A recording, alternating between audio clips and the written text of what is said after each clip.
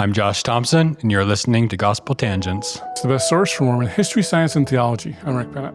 I'm excited to have Josh Thompson on the show. He's a member of the Apostolic United Brethren, also known as the Allred group. I'm so excited. Been doing this for getting on this a decade here, and trying to get a member of the AUB on. And so Josh was kind enough to sit down with me. And we're going to talk more about their group and growing up in the Allred group. And so check out our conversation. Welcome to Gospel Tangents. I'm so excited to have a member of the Apostolic United Brethren. So could you go ahead and tell us who you are and where does that name come from? Yeah. All right. So my name is Josh Thompson. And just getting right to it, the Apostolic Brethren name, I'm actually not entirely sure where that developed from. And it's not something that we actually think of ourselves as. People know us by, or we call ourselves the group, the work, or sometimes the Allred group. And I guess we can get into why we kind of have those different names. Yeah. But yeah, so I come from very strong lines through the AUB. So Rulon Allred's my grandfather. And, another grandson of Rulon Allred. Yes, I didn't tell you that. Yeah. I didn't know that. That's great. Yeah. So he's got a lot of grandsons he has and daughters. A lot, yeah. Does anybody have any idea how many grandchildren he has? No, I've never heard anybody give a number. I'll bet it's over 100. I'm sure it's a lot. Yeah. But I come through Ruth, which is not Rulon's first wife, but first polygamous wife. He was married to Catherine. That didn't quite work out. And then he was married to Myrtle and then Ruth, which is my grandmother. Okay. And then on my dad's side, I was actually born... say hi to cousin Moroni and Joe. Oh, hi guys. Yeah, I got a lot of cousins. So. But on my dad's side, Mike Thompson. And so my grandfather is Joe Thompson, which is also kind of a prominent figure in our history as well. Is that part of the Thompson group, Thompsons, or is that a different one? Presuming we're talking about the same Thompson group, yeah. That being said, I really don't know anything about them. I just know the circumstances of because Joe Thompson isn't a member of our religion anymore. So I just kind of know a little bit of the circumstances surrounding that. So you got to talk to Moroni for that. Yeah, I guess so. Because to be honest, he was a former Thompsonite, I think, too. Yeah. So, wow. Interesting.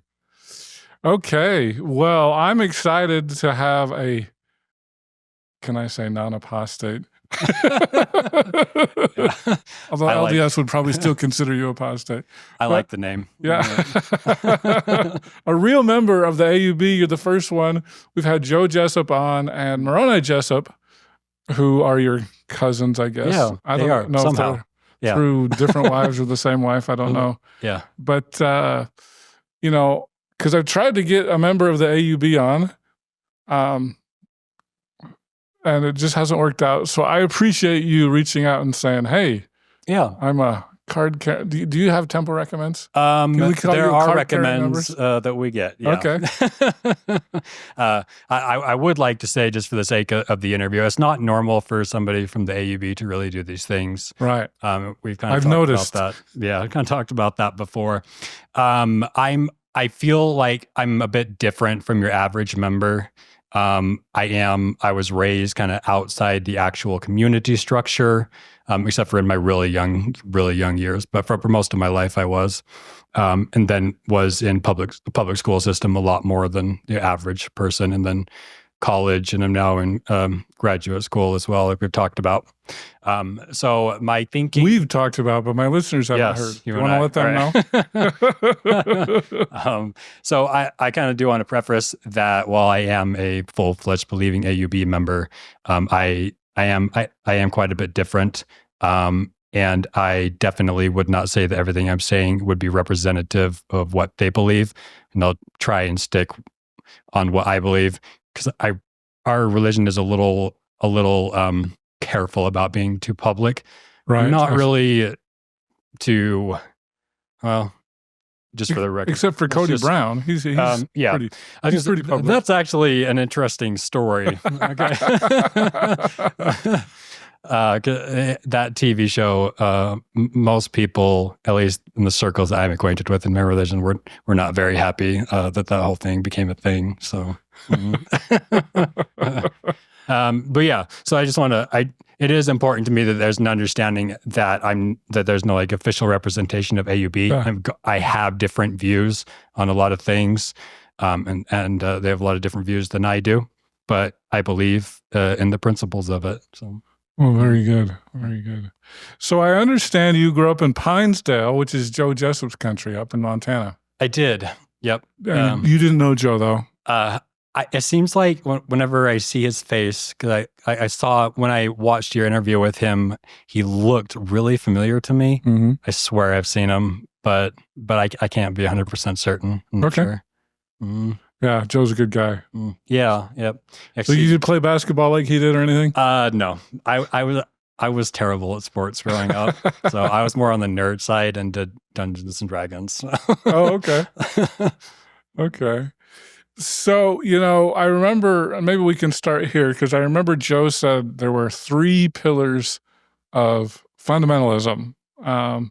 He said Adam God, the race ban, and of course polygamy. I would assume you would agree. Or do you agree or disagree with that? Is that a true statement? Well, if we're talking about the Adam God doctrine, I do believe in that. Yes. Okay. And then what were the other ones again? Polygamy. Again. Okay. Polygamy. I do believe in polygamy, and I'm a practicing polygamist. Okay. And people that know me are very aware. I'm pretty open with that, just because I am a little more in the public eye, and because of I'm trying to go into the medical profession, the last thing I need is somebody seeing me with another woman and thinking that I'm dishonest and breaking that trust. So I've been kind of open with it for that reason, because I feel like that kind of necessitates that just for the field I'm going into. Okay. And then any question I ask, you can say, I don't want to answer that. That's fine. Okay. But I know that the next question is, people are going to say, well, how many wives do you have? Yeah. All right. Can you, is that a question you want to answer? Yeah, I don't care about that. It's fine. I have 2. 2. Okay. Well, I probably won't say their names just in case they don't want me to. Yeah, that's fine. Yeah. And they both come through lines that were the joined as the fundamentalist movement was well underway already. So they're not quite deeply entrenched genealogically in fundamentalism like I happen to be. Are they like LDS converts to fundamentalism? So both of my both of my in-laws, my father-in-laws, were converts to the LDS Church, and then ended up. They're still LDS? No, they then converted to fundamentalism. They converted. Okay. Yeah, and that's actually the story of my dad as well. So, okay. I should say my stepdad, because I have a dad that I was born to, and then the marriage didn't work out. So I have a stepdad. My stepdad was a convert to the church, and then the AUB. Okay. So you told me something that was very interesting. So you attended LDS Institute in Montana. Was it in Montana? I did. In Montana. Yep. Missoula, Montana. I forget if it's the U or the University of Montana. But yeah, the one in Missoula. Oh, gosh, I wish I knew. It was either Montana or Montana State. Yeah. Was it the Bobcats or the Grizzlies? The Grizzlies. The Grizzlies. So that's the University of Montana. Yeah. Okay. All right. So you're a Grizzly. Yep. That was. And tell us about the award you got. So yeah, I didn't officially graduate, obviously, because I'm not a member of the church. Oh, you have to be a member to graduate? I would, as far as I know, you do. Oh. I'm not 100% sure on that. All I know is that I didn't officially, and I never officially asked. I just presumed that I couldn't because I wasn't a member of the church. So. Oh, I bet you could. Yeah. If I could, then that's news to me. Well, you're going to have to go apply. Yeah. But some of my friends there gave me a little fake reward for the most faithful non-member. I had a lot of good friends there and had a really good time. So you're a lifelong member of the AUB. Mm-hmm. And what are your opinions of the LDS Church? Are they just apostate? Are they still good? I absolutely love the LDS Church, and you'll find that pretty much everybody in the AUB has that feeling. That's We're the JV team and you're the varsity. Is that it? Yeah, no, nothing like that.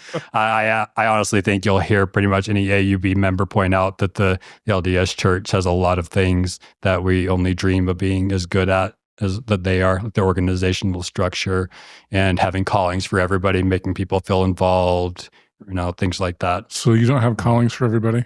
No. Oh, really? And I've seen the callings list. Just when I was in Institute, I remember looking at the list of callings. It was a big list. Yeah. It seemed like they really tried to find something to include everybody that they can. So, yeah, for sure. Okay, and then I heard you went tracting with the LDS missionaries. I did. Is that the right word, tracting? I wasn't sure. It seems like I heard that word, tracting. I don't know what they say. Yeah. That's what we used when I was a missionary, so I'm going to keep it. Yeah, yeah.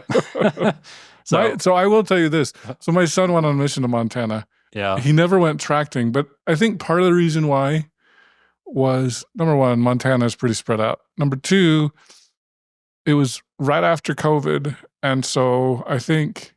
Well, he didn't have to wear a mask or anything, but I think they were still trying to be careful and that kind of a thing. And I was just like, so he was like on Facebook all day, every day. And I was like, this isn't a mission. And he had a truck. He was in a truck the whole time, 4-wheel drive, because you kind of need that in Montana. I was like, you never rode a bike? You didn't go on a mission. What is this? Got to go door to door. As far as I understand, in my experience, when they did let me do that with them, was that before or after COVID? This was way before COVID. Okay, so this was back in 2008, 9, and 10. Okay, so a long time. Yeah, a long time ago. But even then, they were telling me they don't really do tracting anymore. It just doesn't work. I mean, everybody knows about Mormonism now, so it just doesn't really do anything. It's more trying to do service work for people, gatherings and things like that. That's what I had understood. So they kind of made a special occasion just for me. I think this is just a Montana thing though, isn't it? It might be. I'm not sure, but that's definitely what I was told. You guys are going to have to let me know who didn't go to Montana. Yeah. Do they still tract anywhere? But it is a waste of time most of the time. We found a few people, but it was mostly a waste of time. We didn't get anybody that let us in. So we were just outside in the cold for several hours. But in the AUB, we don't do missionary work because that's our job. Yeah, exactly. All right, you know how it works for us. So we believe that the LDS Church is still the rightful church and that will stand like that through the millennium. Brigham Young made a statement that there'd always be enough priesthood to bear the church off into the millennium. And we've always believed that. So we don't claim to be the LDS Church for that reason. Okay. We're just a lowly group of apostates trying to keep things alive. But because we I like that you can joke about that. Yeah. Because we don't do missionary work, it's something that a lot of us really feel deep down in us that we wish we could do. So the missionaries where I went to Institute found that out about me, and we just got to talking, and they talked with their mission president about it, and the mission president okayed it, and I got to go tracting. But you had to promise you weren't going to teach about fundamentalism. I did. Yep. Or Adam God, I'm guessing. Yeah. I had a couple talks with the missionaries just to ensure that we were on the same page, that we actually had the same fundamentals. Things like the 3 degrees of glory, faith, repentance, Jesus, things like that. I was okayed really quickly, and they let me go with them. He said, no one let us in, and it was freezing. There was a couple people that were really rude to us. Oh. I was surprised. I felt bad for missionaries. It's rough. Yeah, it is. Some of them had no qualms with saying, I'm not going to talk to you, get out of my face. Oh, really? Yeah. Been there, done that. Well, very interesting. So, I mean, talk about your relationship. I know Joe said that members of the AUB like to stay on the eaves of the church and, they're like on the outside, but they'd like to be inside. Yeah. I mean, would you still like to have our churches reconcile?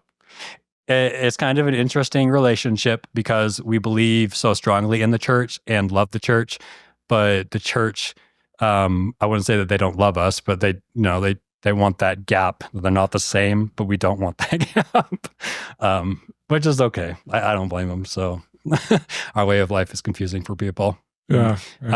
But at least on our end, it's a very positive relationship.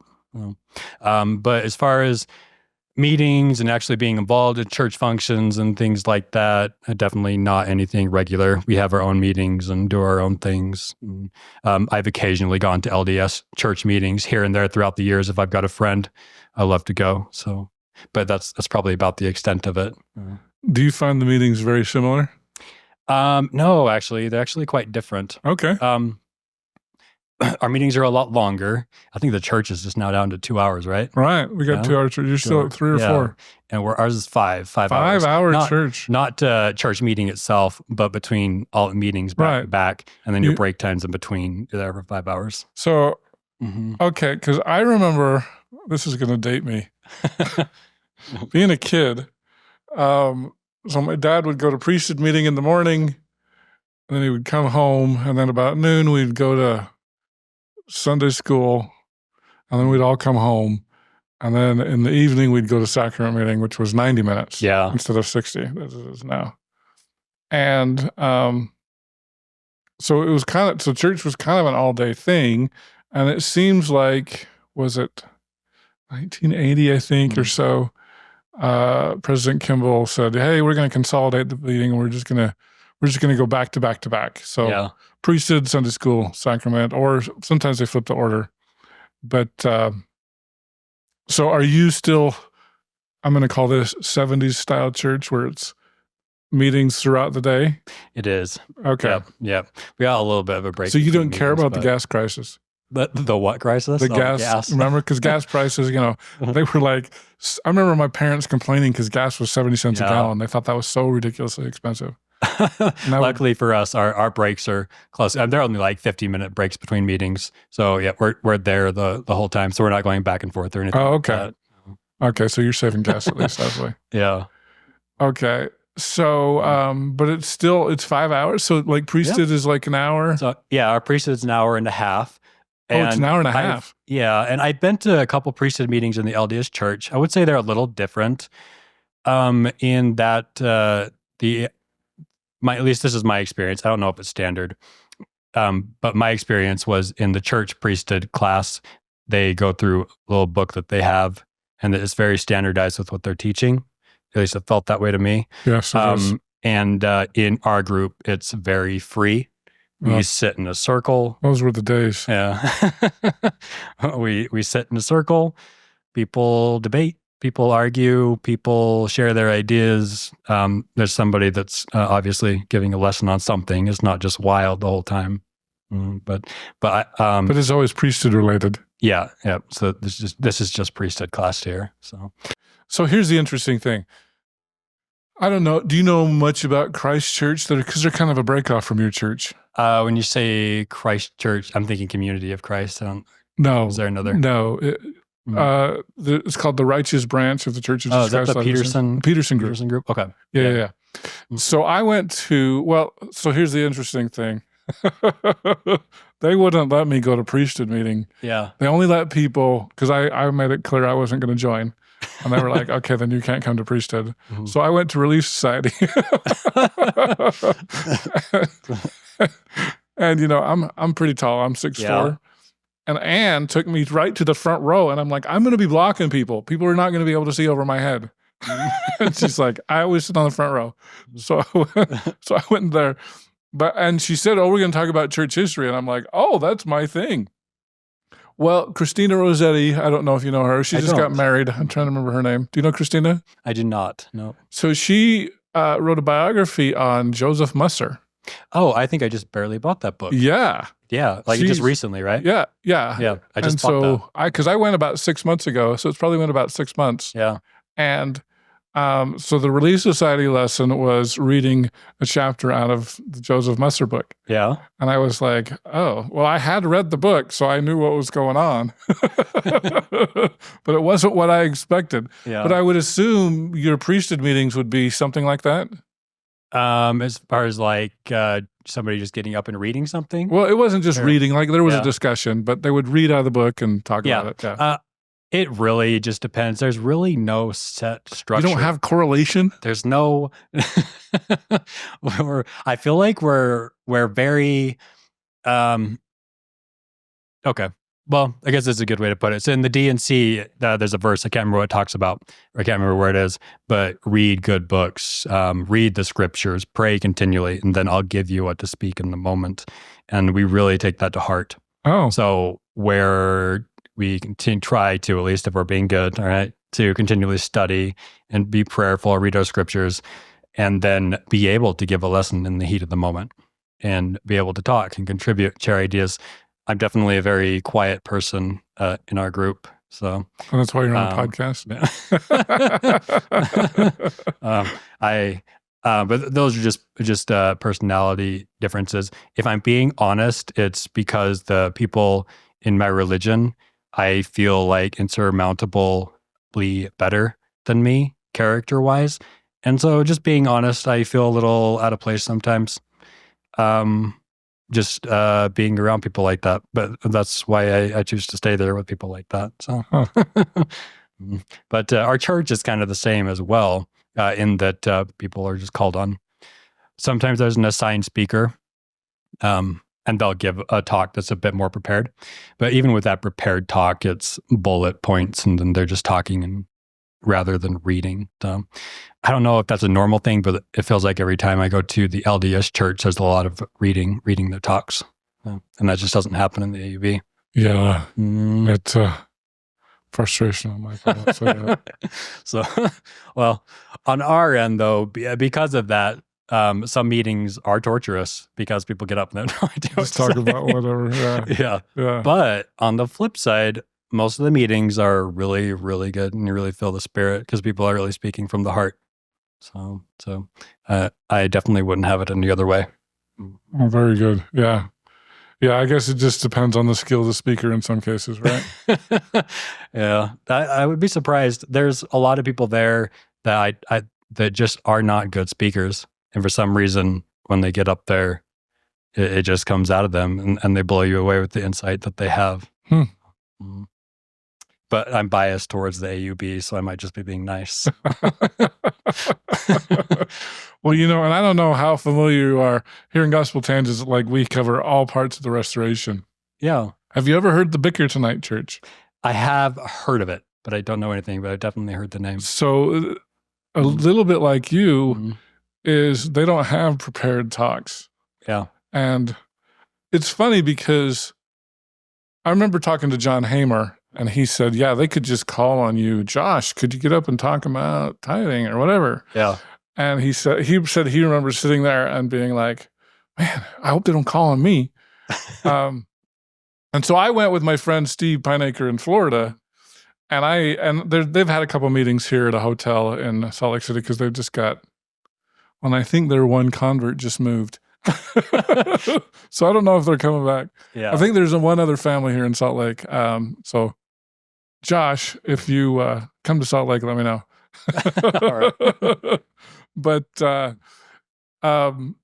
yeah, they just speak extemporaneously, however the Spirit moves. And so it's pretty interesting. It sounds kind of similar. It just reminded me. Although they speak in tongues, do you get any tongue speaking in your church? That's an interesting subject to me personally. I've never seen it. This is just me talking. Yeah. I feel like that's a sign for me that things are out of order because speaking in tongues is supposed to be one of the very basic spiritual gifts. And I don't see that anymore. You used to see it? I've never seen it. No, you've never ever seen it. In LDS history, well, LDS or AUB? Mormon history, just in general, before AUB. Okay. It used to be a thing, and now it's not. And for me, the scriptures say that these are signs that follow those that believe. Right. And if that's not happening, for me, that's a red flag. That things are out of order. But yeah, I've never seen it in our group as well. Okay. And I think if you talk to AUB members, they'll tell you straight up that things are out of order, even things in our own even group. The AUB's out of order, huh? So, yeah, things are just all around out of order. It's not the way it's supposed to be right now. How are we going to get it in order? That we're going to have to merge first of all, right? What was that? Our churches are going to have to merge first? I say that one's kind of a complex answer to really answer that one. Do you ever see that happening? I do. You think our churches will merge again? I absolutely do. Is it going to require the second coming, or going to do it before? This is just me talking. I personally think it will happen before the second coming. That's my view on it. Okay. I personally believe in, and I'm sure people have commented on this, the people you've talked with, about the one mighty and strong being Joseph Smith. So I personally believe that will happen. I personally believe that Joseph Smith will set things back in order, and that there will be a rejoining. So I know about one mighty and strong, but that's kind of a big deal in fundamentalism, and my listeners might not know. Yeah. So tell us more about the one mighty and strong. So where does that come from? Yeah. So the one mighty and strong actually started the idea of it becoming or being prophecy about Joseph Smith. I feel like the earliest date was in reference to the version of the Doctrine and Covenants. I can't remember if it was Orson Hyde or Orson Pratt. I think it was one of those two, and they made all the footnotes. Here, I found it. It's DNC 85:7. And it shall come to pass that I, the Lord God, will send one mighty and strong, holding the scepter of power in his hand, clothed with light for a covering, whose mouth shall utter eternal words. That's probably good enough for what we're doing. I'm glad that you read that. Because as far as I know, the LDS Church believes that that's talking about Edward Partridge, whereas in fundamentalism, I could have that name wrong. That's what's in my head at the top of my head. But let's see. I'll give you the section heading here. Mm-hmm. Revelation given through Joseph Smith the Prophet at Kirtland, Ohio, on November 27th, 1832. The section is an extract from a letter of the prophet to William W. Phelps, who was living in Independence, Missouri. It answers questions about those saints who had moved to Zion, but who had not followed the commandment to consecrate properties and had thus not received their inheritances according to the established order in the church. Okay. Yeah. So maybe I'm just remembering wrong. It seems like I remembered it. I don't even know. Are you part of the church? I don't even know this. I'd never asked. Yeah. You are? Okay. So maybe you know this because it's not coming. I'm not sure. Does the LDS Church believe that it's talking about Edward Partridge? I swear that's in my head. Well, it said Phelps there. This isn't something that I can't say that I'm super familiar with. I know it's a big deal in fundamentalism because there's always... Talking to Lindsay Hansen Park, she says, everybody announces, hey, I'm the one mighty and the strong. I'm the new prophet for the new movement, And then there's a joke in Colorado City that you throw a rock and you're going to hit 3 prophets. Like everybody's a prophet. Lindsay always jokes about, prophets are a dime a dozen. I know so many. And they announce it at Sunstone sometimes. I'm the one mighty and strong. Has that really happened at Sunstone? Oh, a couple times. Really? I'm blown away. You should come. I have wanted to come. I really have. No, I really want to come. I was going to say, if that happens in our work, everybody automatically red flag. Yeah. Like the person, the one mighty and strong, well, we already believe it's Joseph Smith, but anybody saying that is an automatic no, you're not. But that's our belief. Yeah. In fact, that's kind of a story. Well, usually it's a new group that's like, hey, I'm the one mighty and strong. And then it starts me. A new faction. Yeah. That's actually kind of a random story if we're not going too much off subject here. We do gospel tangents here. It's we're tangenting here. My grandfather, Rulon Allred, somebody actually came to him and said that he was Joseph Smith and the one mighty and strong. And Rulon was Joseph Smith? No. I don't know who the guy was, but some other guy came to Rulon and said that he was Joseph Smith and the one mighty and strong, and that he would like to speak with his people, us, the AUB. And then Rulon basically told him, well, you're more than welcome to get up and talk with our people, but nobody's stupid. We know you're not Joseph Smith. And he didn't show up to talk, apparently. That was an interesting response. And also talking about prophets, I feel like that's kind of a mentality that we have as well. You'll never hear our leaders say that they're a prophet. They just won't do it. I've never heard of anybody doing that. I'm glad you brought that up because that was the big thing. And talking with Joe and Moroni a little bit, although they're not part of your church anymore, because I've heard, and correct me if I'm wrong, you're a member, I'm not, that there's kind of been a movement to call, you don't have a quorum of 12 apostles, you have a council of 7, a council of friends. and the leader of that group, there's a movement that maybe we should start calling him a prophet. Is that true or false? I wouldn't say it's a movement. I would just say it's more of a cultural development. This is the intellectual side of me talking rather than the religious side, because I kind of live in both realms. Okay. It's just slowly developed over time. So you will hear people say, yes, I believe that so-and-so is a prophet of the Lord. The Lord's revealed it to me. I know he's a prophet. But this would be like Dave Watson is the current leader, right? Yep. But if you were to go to Dave wouldn't say Dave that, Watson, say, are you a prophet? I would be really surprised if he said, yes, I'm a prophet. Yeah, I would be surprised too.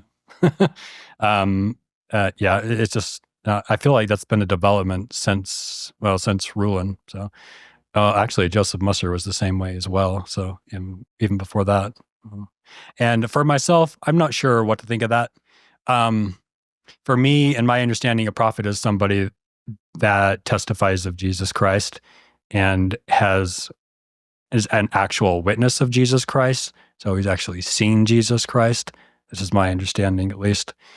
So is Russell M. Nelson a prophet? So in my opinion, this is me talking. Yes. I'm going to do that a lot. You're not an official spokesman for AUB. I'm going to do that a lot because people from the AUB, we don't really do things like this. So I want to make it clear that a lot of these things, again, are just me.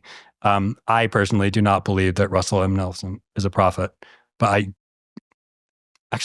don't want to say that because I don't know. And so I'm not going to say that. But I would say I've never had a witness that he's a prophet. But I do believe he's a good man. I believe he's a righteous man. And I believe he's the rightful president of the church. Mm-hmm. So he's a president, but you haven't received a witness that he's a prophet. Yeah. Because have you received a witness that Dave Watson is a prophet? I will keep that one private, actually. Okay. So I think there'll probably be more than one question that I probably won't want to answer. Okay, that's fine. But I do know a lot of people. A lot of people do. They refer to them as a prophet, and they believe they're a prophet. If you're talking in like a social circle, and the Spirit feels right to say it, they will. Okay. And that's their view on it. But you'll never hear an official thing or anything like that. I hope you enjoyed a conversation with Josh Thompson. He's a member of the Apostolic United Brethren, or Allred group also. In our next conversation, we're going to talk about whether LDS temples are valid. I believe that the church has just slowly fallen away for a number of reasons from the fullness of the gospel that was intended to be lived. This being the fullness, the dispensation of, how does the term go? Dispensation of the fullness of times. Right. I believe that all the laws are supposed to be brought down for the last time to not be taken back again. And that the church has slowly given up a lot of those. And it's not just pro-marriage, but it's still the LDS. It's still the rightful church. Thanks for listening, and I hope you to continue to enjoy Gospel Tangents. Consider becoming a Patreon or go to gospeltangents.com/shop, and you can get a cool tie, a hat, or even a nice mug. You can also get a sweatshirt. So check it out at gospeltangents.com/shop.